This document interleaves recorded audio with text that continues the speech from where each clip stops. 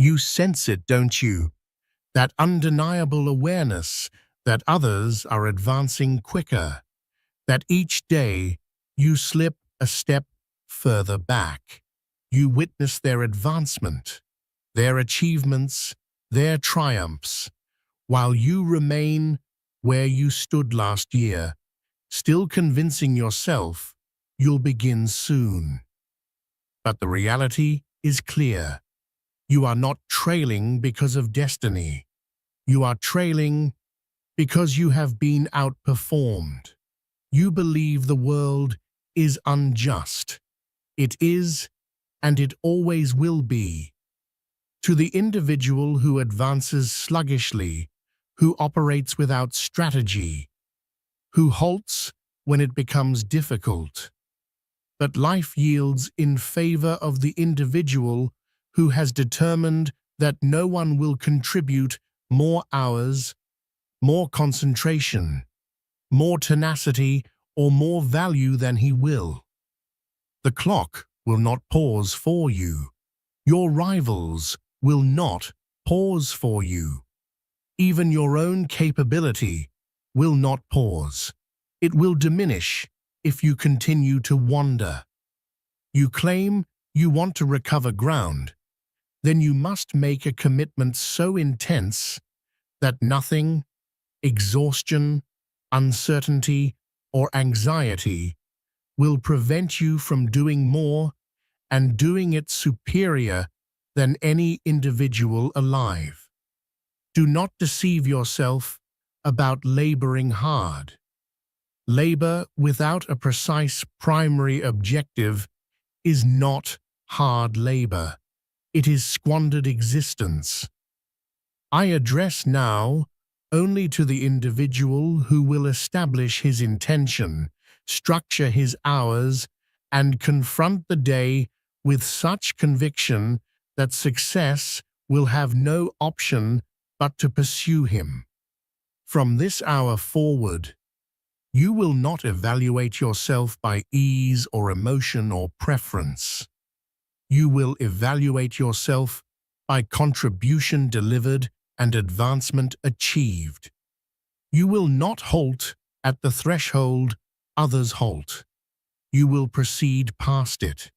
You will continue advancing until there is no uncertainty in any individual's mind, including your own, that you are the one who will succeed. This is not rhetoric. This is your calling. And if you will receive it, not with casual attention, but with blazing commitment, then I assure you, by the conclusion of this, you will know precisely how to outperform, outlast, and outcontribute every individual in your domain, and never feel trailing again. You observe around, and you witness individuals who commenced life ahead of you, born to wealth, to networks, to advantage. You convince yourself they have an edge you cannot equal. But I declare this: the individual who operates with precision and intention can exceed any benefit of origin, riches, or schooling. Labor is the great leveler, but only when it is directed by a precise primary objective. If you sense trailing in existence, it is not because you commenced too late. It is because you have been wandering. In Outwitting the Devil, I identified wandering as the silent robber of all advancement, the pattern of operating without direction, of occupying the hours without progressing toward a specific goal. Wandering will permit you to labor yourself to depletion and still leave you no further than where you commenced. Labor without a strategy makes an individual fatigued but not prosperous. It occupies the day with motion but leaves the future unaltered. but labor joined to precision of intention transforms each hour into an investment. Every stroke of effort moves the objective closer. This is the kind of labor that constructs fortunes and character together, and it is accessible to any individual who will guide himself. Consider Andrew Carnegie. He commenced as a penniless telegraph boy running messages through the streets. He could have toiled his existence away in that position, but he viewed each position as a step toward excellence. He absorbed every skill the labor could offer, made himself essential, and grasped opportunities to ascend. His relentless effort, joined to clear intention, transformed him from an errand boy into the master of the steel industry. Carnegie's hours were not longer than other individuals. At first, they were the same. But each hour was connected to a strategy. He evaluated his labor against his intention, not against the clock.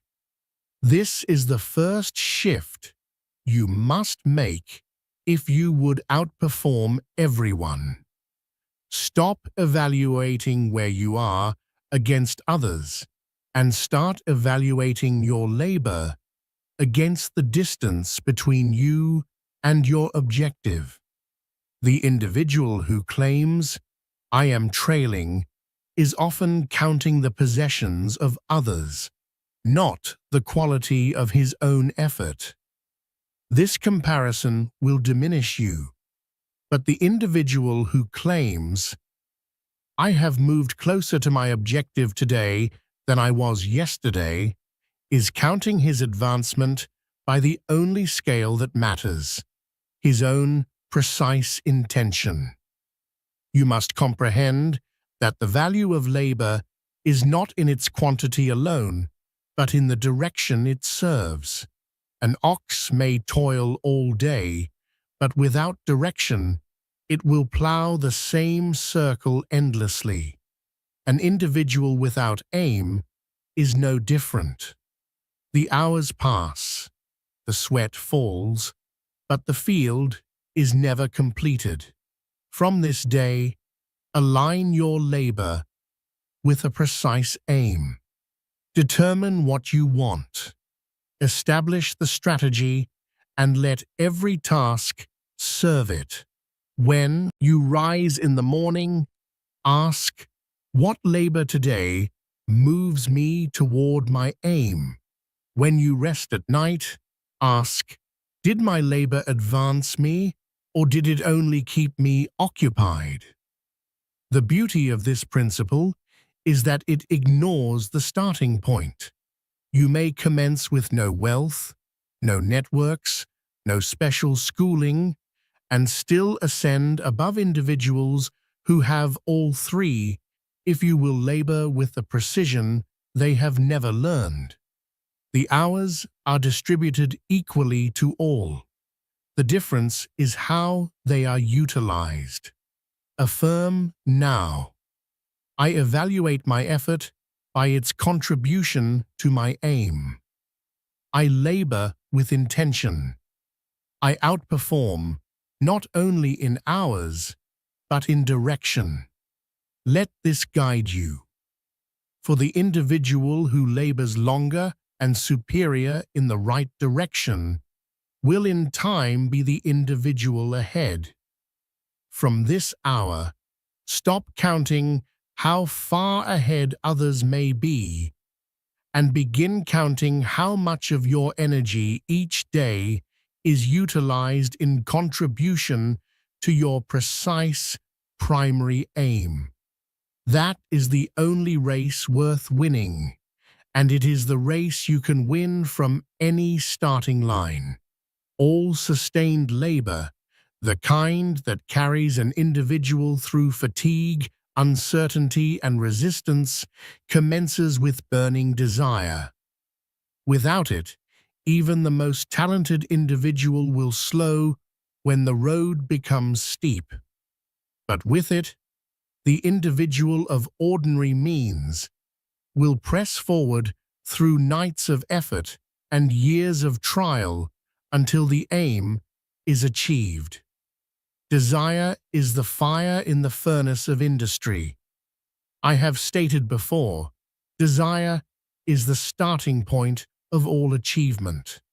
It is not a fleeting wish, not a moment of enthusiasm, but a deep, consuming need to possess or become something precise.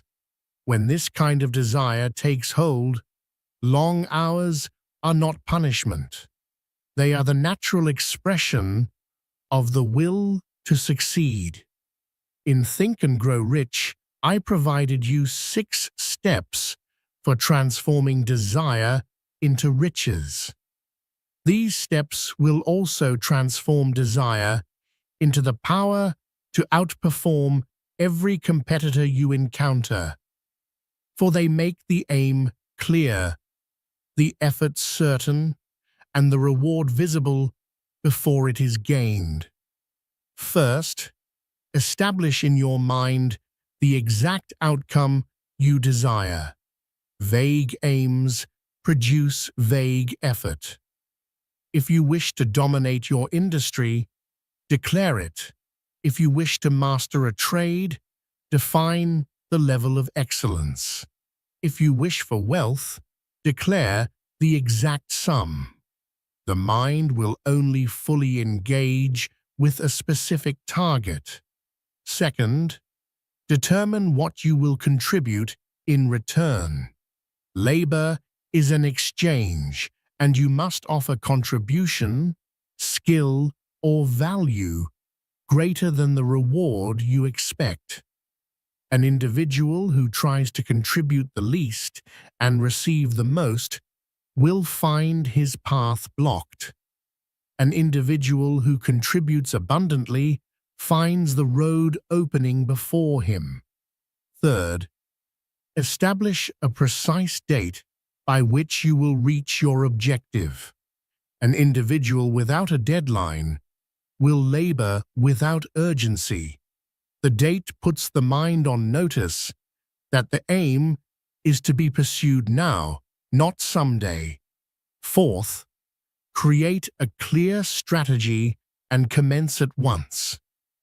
Do not wait until you feel ready. Commence where you are, with what you have, and improve as you advance.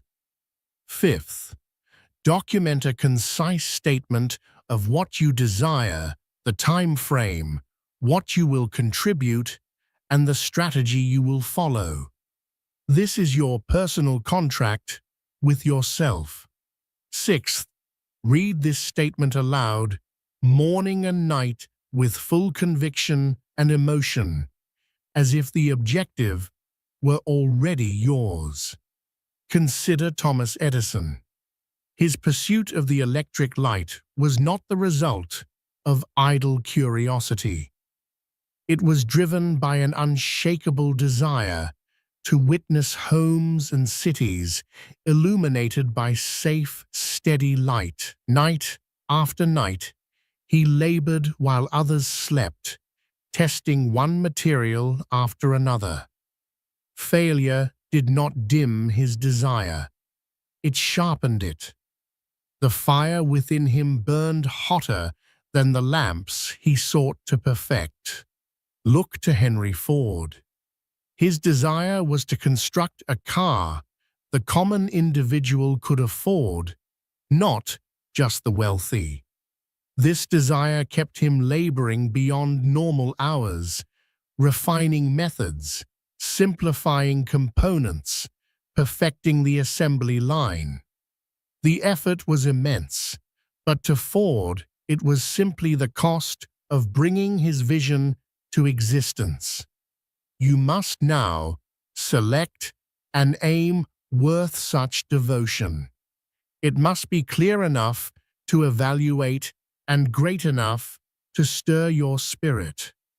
Select an objective that makes long hours a pleasure, that makes you forget the clock, that transforms fatigue into a sign of advancement rather than a reason to halt. Vague aims drain energy because the mind has nothing solid to grip. Precise aims multiply energy because every act feels connected to a larger intention. The individual with a burning desire can labor twice the hours of another and experience less weariness because his mind is fixed on the prize, not the effort. From this day, establish your aim in writing. Review it daily and join every hour of effort to it. Declare aloud, "My desire is precise. My labor serves it. My energy expands as I advance." With this fire in your spirit, you will outperform every individual whose desire is weak. No matter what other advantages he may possess, an individual will never contribute his full strength to labor he secretly doubts will succeed. Without conviction in the value of his effort, his energy will falter at the first obstacle. His hours will be shorter, and his persistence will die in the face of resistance. Conviction is the unseen force that makes effort light, concentration sharp, and results inevitable. It is the fuel that makes outperforming others possible. Conviction is not a mysterious gift from destiny. It is a state of mind that can be cultivated and strengthened. The method by which it is built is auto-suggestion, the deliberate repetition of thoughts, words, and images until the subconscious mind accepts them as reality. Once accepted, they govern action without hesitation. In Law of Success, I provided the self-confidence formula, which, if spoken aloud morning and night, with emotion and belief, will establish in your mind the certainty that your labor is worthy, your aim is attainable, and your effort will be rewarded. It reads, "First, I know that I possess the ability to achieve the object of my precise primary aim. Therefore, I demand of myself persistent, aggressive, and continuous action toward its attainment. Second, I realize the dominating thoughts of my mind will eventually reproduce themselves in outward action and gradually transform into physical reality. Therefore, I will concentrate my thoughts for 30 minutes daily upon the individual I intend to become, creating a clear mental picture of that individual. Third, I know through the principle of auto-suggestion that any desire I persistently hold in my mind will eventually discover some practical means of attaining the object back of it. Therefore, I will devote 10 minutes daily to demanding of myself the development of self-confidence. Fourth, I have clearly documented my precise primary aim and will never cease trying until I have developed sufficient confidence for its attainment. Fifth, I realize no wealth or position can long endure unless built upon truth and justice. Therefore, I will engage in no transaction that does not benefit all it affects. I will cause others to believe in me because I will believe in them, and in myself. This is not mere recitation.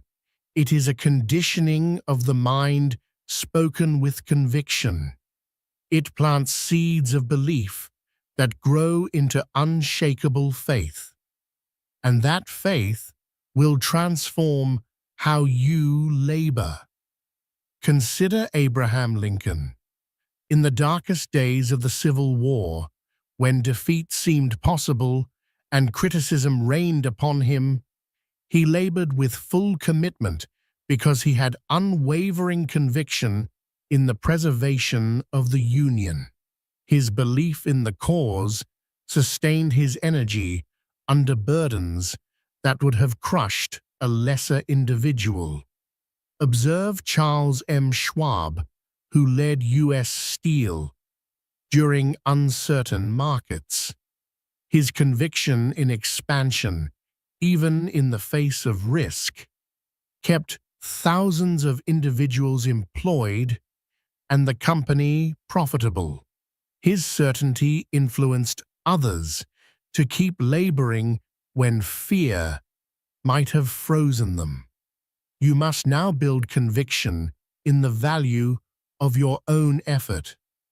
Refuse all talk from yourself or others that questions the worth of your aim.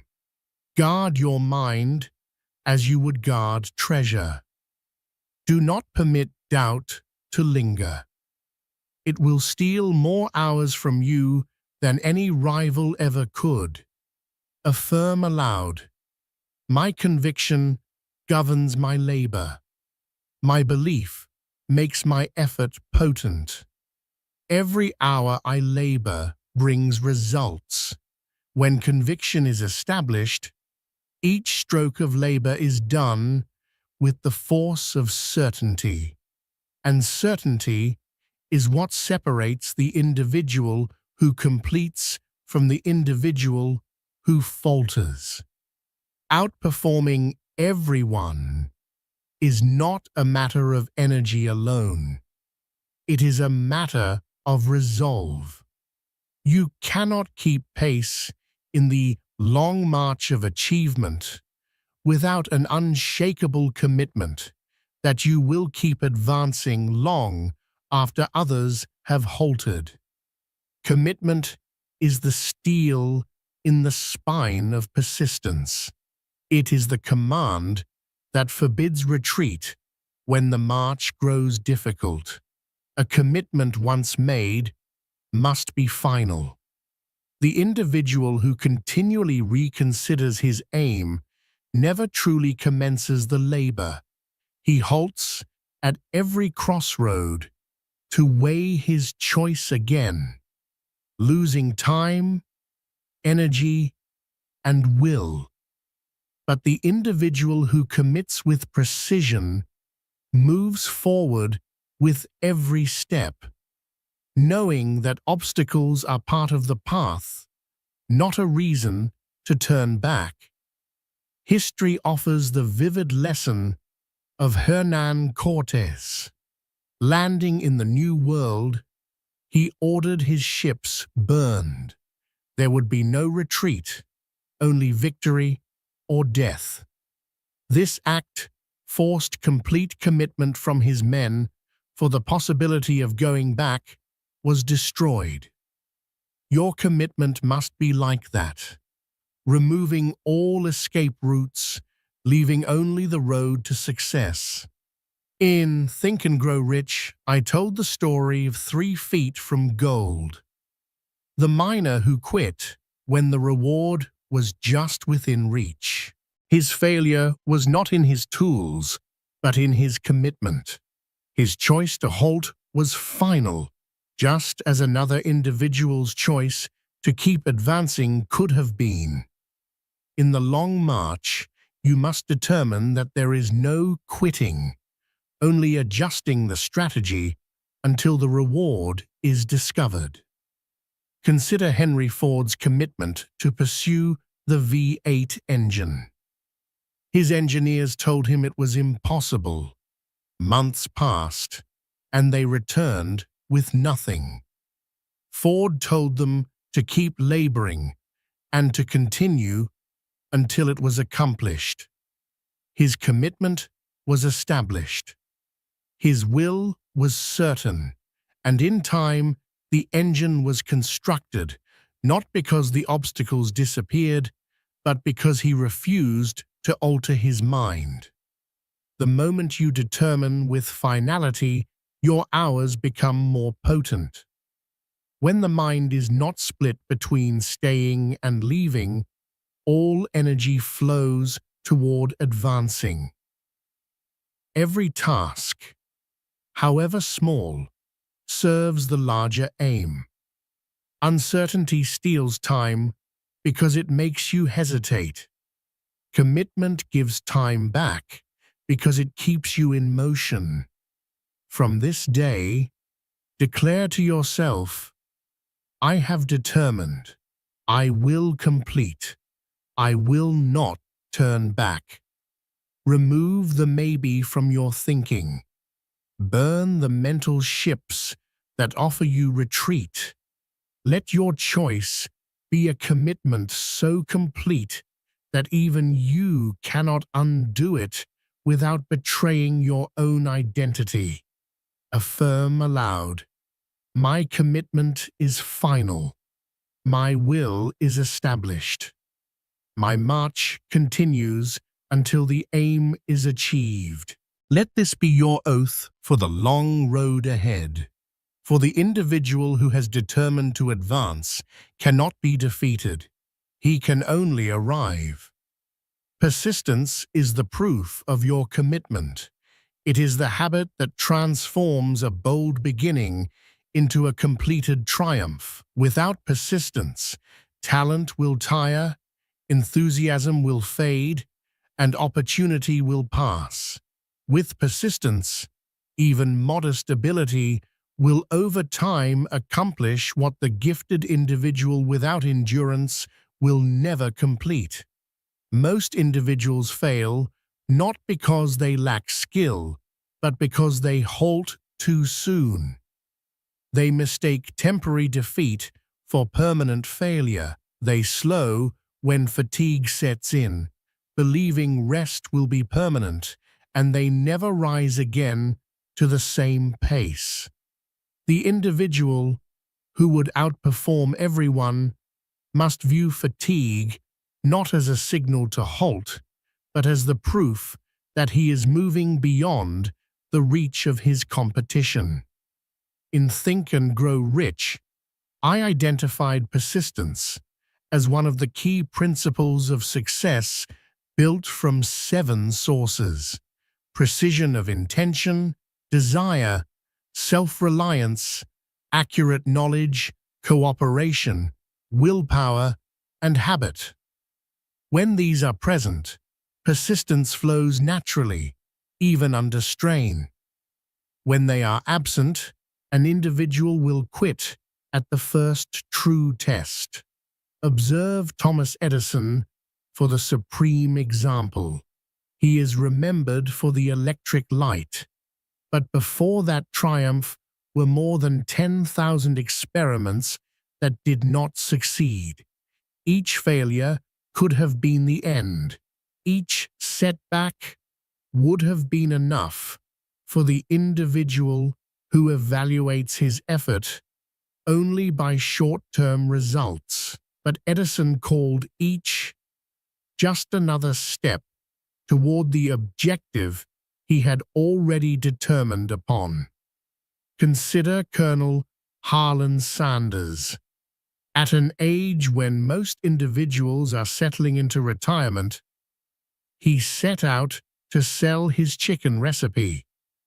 More than 1,000 times he was turned away before discovering a partner who would help him construct a business.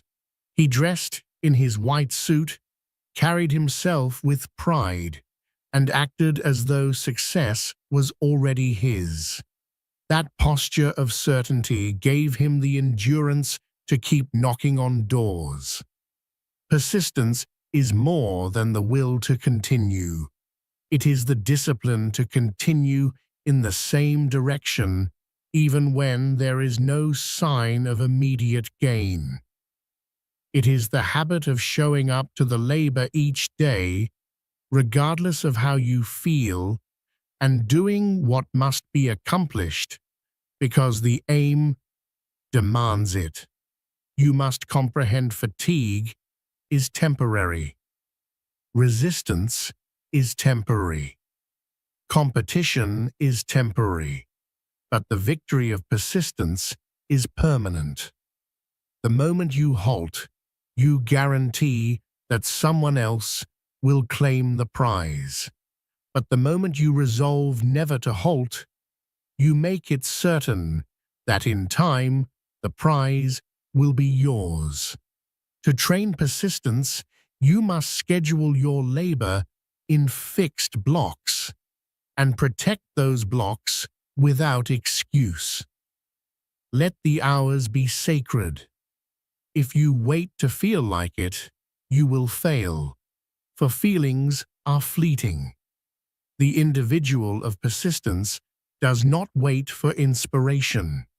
He labors until inspiration arrives and continues after it fades. Cooperation is another ally of persistence. Surround yourself with those who believe in your aim and labor with equal dedication. Their pace will keep yours from slowing. But beware of the company of the idle or the half-hearted, for their presence will whisper permission to quit when the road is difficult. Persistence also requires accurate knowledge. When you know your strategy is sound, you can keep laboring without fear that the effort is squandered. This is why you must take time to learn your craft, your market, your tools. Knowledge feeds confidence, and confidence feeds persistence. Willpower is the force that keeps you advancing when all else weakens. It is the inner voice that declares one more hour, one more step, one more attempt.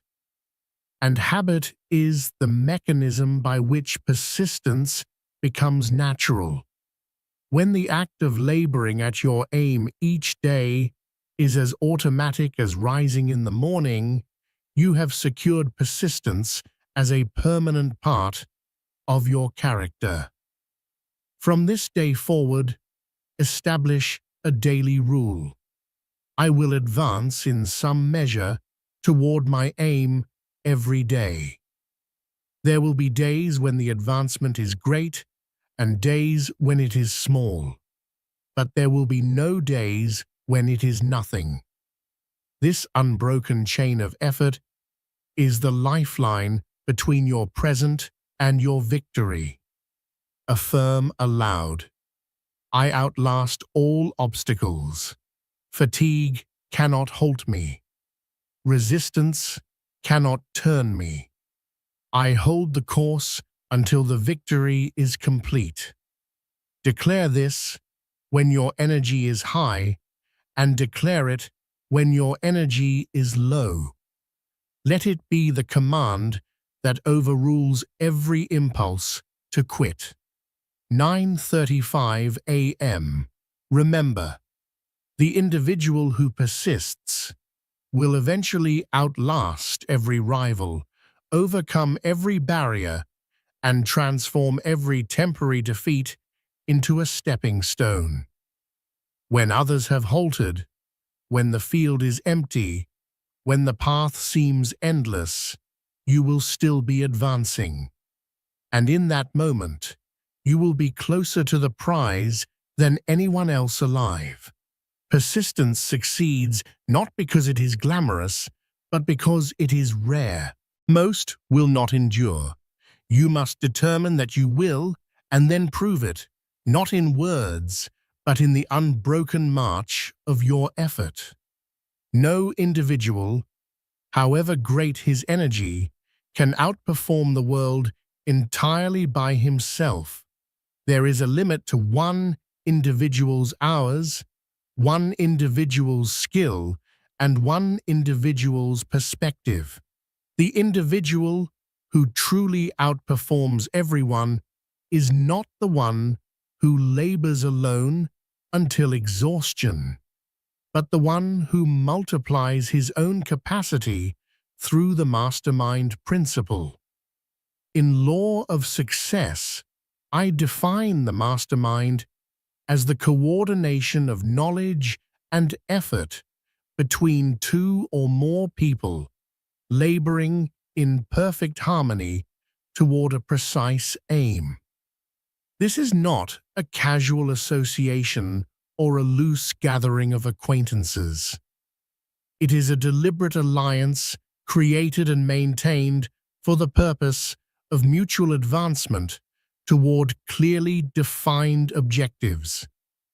The mastermind generates a form of power that no single individual can produce alone. When two or more minds meet in harmony around a precise intention, they create what might be called a third mind, an invisible intelligence that draws upon the resources of each and produces ideas, courage, and solutions greater than the sum of its parts. Andrew Carnegie was a master of this principle. Though he was one of the wealthiest and most influential individuals of his era, he did not pretend to know everything or to accomplish everything himself. He constructed a circle of able individuals, his cabinet, each chosen for their specialized knowledge, loyalty, and ability to labor in harmony. Carnegie's genius was not in knowing everything about steel, finance, and operations himself, but in knowing how to assemble individuals who did. Carnegie once declared that his fortune was the direct result of the mastermind alliance he had formed. Each member brought his own experience, contacts, and abilities, and together they handled matters with a speed and precision Carnegie could never have matched alone. Consider also Thomas Edison and his invention factory at Menlo Park. Edison's name appears on hundreds of patents, but he was not the sole laborer behind them. His laboratories were filled with individuals of skill, engineers, chemists, machinists, each contributing to the effort. Edison's role was as much coordinator and inspirer as inventor, and his use of the mastermind principle allowed him to achieve a pace of innovation no solitary inventor could hope to match. The mastermind is not only a multiplier of skills, it is a multiplier of energy. When your own persistence falters, the sight of your allies pressing forward restores your will. When you are tempted to doubt, their confidence steadies you. When obstacles appear too large for you to move alone, the combined strength of the group makes the labor possible. To form a mastermind that truly multiplies your effort, you must be deliberate in your selections. First, select only those whose seriousness matches your own. A single doubter or lazy member will weaken the whole.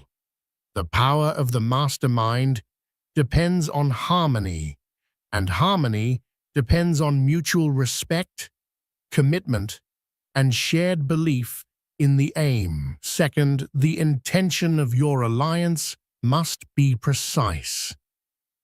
Each member must know why the group exists, what aim it serves, and what contribution is expected of them.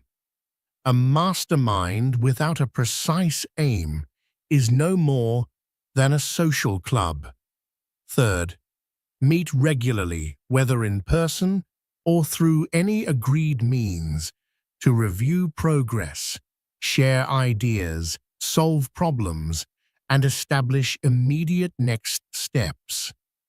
Let each meeting be a forge where ideas are hammered into tools for action. Fourth, maintain harmony as the highest law of the group. Differences of opinion will arise, and when handled respectfully, they will strengthen the final decision. But personal conflict, envy, or hidden agendas will poison the alliance. Protect the group from such influences as you would protect your own mind from destructive thoughts. Fifth, contribute more than you expect to receive. This spirit of generosity builds trust, and trust is the foundation upon which harmony rests. The mastermind thrives when every member looks for ways to add value to others' aims, knowing that in doing so, they advance their own. When constructed correctly, the mastermind will save you years of trial and error. The experiences of others will guide you away from mistakes. Their contacts will open doors you could not have opened alone. Their encouragement will help you outlast your rivals, and their belief will remind you of your own when the weight of the labor feels heavy. But guard your alliance. The wrong individual in your mastermind can undo months of progress. Avoid those who are habitually negative, who shirk responsibility, or who stir conflict. Better a small united group than a large one divided. The individual who outperforms everyone is not simply the individual who rises earliest and labors latest. He is the individual who adds the hours, skills, and influence of others to his own. 10 individui, laboring in harmony toward a shared aim, each leveraging his own strengths, can accomplish in 1 year what a lone individual might labor decades to achieve. Affirm aloud, I surround myself with allies of intention. Our minds in harmony multiply our power. Our victory is certain when we act together. Let this be the creed of your mastermind. When you join your hours and energy with those of individuals who share your aim and your standard, you will discover that your ability to outperform the competition expands beyond anything you imagined. You will be advancing not with one individual's effort, but with the force of many, and that is a power that few can match, and fewer still can resist. Controlled attention is the art of concentrating all your effort, mental, physical, and emotional, on the tasks that directly advance your precise intention, and refusing to scatter your power on what does not. It is not merely laboring hard. Many individuals labor hard and accomplish little because their energy is divided among 100 small, unimportant tasks. To outperform everyone, you must not only invest more hours, you must invest more of your hours into the labor that matters most. An extra day's effort spent on tasks that have no bearing on your precise primary aim will not move you closer to your objective. But 1 hour spent daily on the single most important action, protected from interruption, will in time carry you farther than years of busy, but misdirected effort. In Think and Grow Rich, I taught that the dominating thoughts of your mind reproduce themselves in outward results. But those dominating thoughts are determined by what you give your attention to each day. If you allow your mind to dwell on trivial matters, gossip, or unfounded fears, those will crowd out the thoughts that could have led to decisive action. Consider Woodrow Wilson. As president, he was beset on all sides by political demands, domestic issues, and international crisis. Yet when he established his mind on the creation of the League of Nations, he gave it the lion's share of his attention. He spoke of it, labored for it, traveled to promote it, and let lesser matters be handled by others. Though the League did not pass in his lifetime in America, his concentrated effort shaped the international order for decades to come. Controlled attention begins with accurate thinking. You must base your choices on relevant, verified facts, not rumor or speculation. This discipline ensures you are laboring from truth, not distraction. Carnegie practiced this by filtering out all information that was not directly connected to his business aims. He would listen to counsel, but he refused to be swayed by matters that did not affect the steel industry's growth and stability. To master controlled attention, you must first identify the single task or category of labor that most advances your aim. This may be securing new clients, perfecting a product, deepening your knowledge, or developing key relationships. Whatever it is, it must receive the first and best part of your energy each day.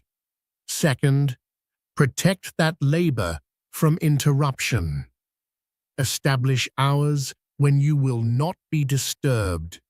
Turn away unimportant visitors.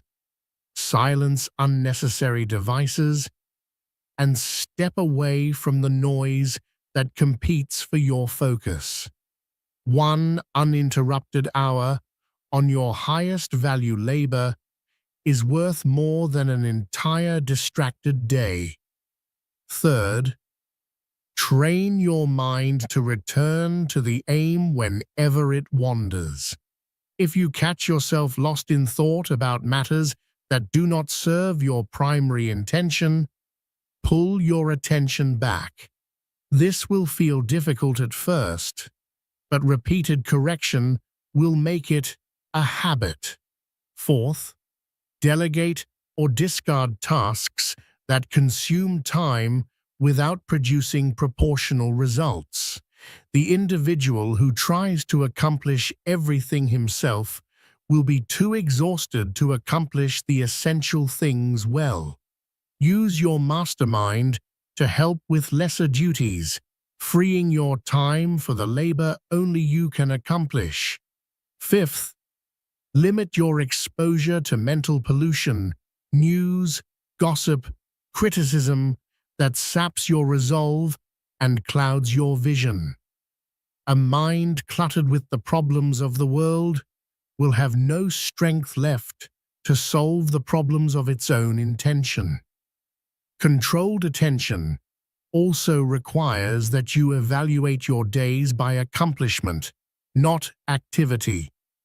At the end of each day, ask, did I move my aim forward? If the answer is no, then your hours were squandered no matter how busy you were. From this day, let your rule be: first, the most important labor, then all else. Never reverse the order. The urgent will always demand your time, but the important will determine your destiny. Outperform your rivals, not by doing more of everything, but by doing more of what counts. Affirm aloud, "My attention serves my aim. My thoughts feed my progress. My hours are devoted first to the labor that succeeds." Let this discipline guide you until laboring on the highest value task each day becomes as natural as breathing. When you have mastered controlled attention, you will discover a strange truth. You may even labor fewer hours than some competitors, yet accomplish far more. For it is not merely the number of blows, but where they land that fells the tree. There is a law as certain as gravity. The individual who consistently contributes more and superior service than he is paid for will in time be sought after, trusted, and advanced beyond measure. This is the habit of going the extra mile, and it is one of the most powerful ways to outperform every competitor, not merely in hours, but in reputation, influence, and opportunity. In Law of Success, I taught that this habit is more than generosity. It is a deliberate strategy for achievement. By contributing more than expected, you plant seeds of goodwill, loyalty, and trust that return to you multiplied. No employer, client, or associate forgets the individual who serves beyond the limits of his contract. They remember, they inform others, and doors open in places you could never have knocked. Consider Charles M. Schwab. Early in his career, he took on tasks others avoided, stayed late without complaint, and solved problems before they became crises. This willingness to contribute more than asked caught the attention of Andrew Carnegie himself. Schwab's rise was swift, not because of luck, but because his reputation made it inevitable that greater responsibilities and greater rewards would find him. Think also of Thomas Edison, whose labor habits often took him beyond the original scope of a project. He would explore additional possibilities, test improvements, and investigate ideas sparked during his experiments. Many of these extra efforts led to unexpected breakthroughs, innovations not in the original strategy, but of immense value nonetheless. The habit of going the extra mile succeeds because it sets you apart in a world where most individuals contribute only the minimum required. The average individual thinks, "Why should I do more? I'm not being paid for it." The individual who outperforms everyone thinks, "I will do more because it builds my skill, my value, and my reputation." The former waits to be paid before contributing. The latter contributes first, knowing payment, often far greater, will follow. To cultivate this habit, begin with a simple rule. In every task, ask what more can be accomplished to improve the result, to serve more fully, or to exceed expectations. This may mean staying a little later, checking your labor twice, offering an additional idea, or taking responsibility for a problem no one else has claimed. Second, accomplish this without announcing it or demanding recognition. True extra-mile contribution does not trumpet itself. It lets the quality of the labor speak. In time, those who benefit will speak for you, and their endorsement will carry more weight than anything you could declare about yourself. Third, be consistent. One act of extra contribution will be appreciated.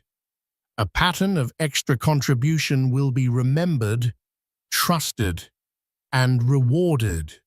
The individual who can be relied upon to contribute more is the individual chosen for greater opportunity. Fourth, apply the habit in all relationships, not just business. The friend who listens longer, the neighbor who lends a hand without being asked, the citizen who contributes to the community without seeking credit, all are practicing the same principle. And the goodwill earned in one area of existence often returns as advantage in another. The habit of going the extra mile also develops your character. It trains you to see beyond the immediate transaction to the long-term relationship. It makes you alert to opportunities others overlook. It builds endurance because advancing beyond the expected requires discipline, and it sharpens your skills because each extra effort is another chance to practice and improve. Keep a 30-day record of your extra mile acts.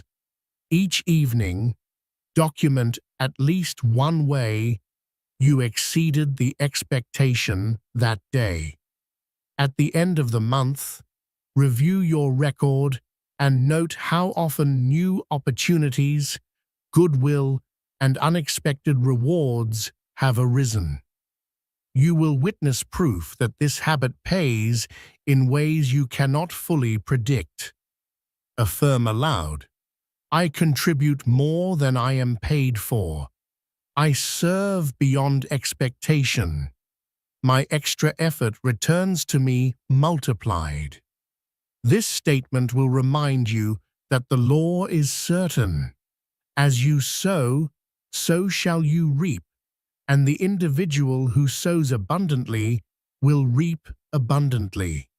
The individual who labors more with superior focus, greater persistence, and higher spirit than others cannot be held back. By joining the habit of going the extra mile to the principles of precision of intention, burning desire, conviction, commitment, persistence, the mastermind, and controlled attention, you will have forged a laboring philosophy that no rival can match. So I conclude with this challenge.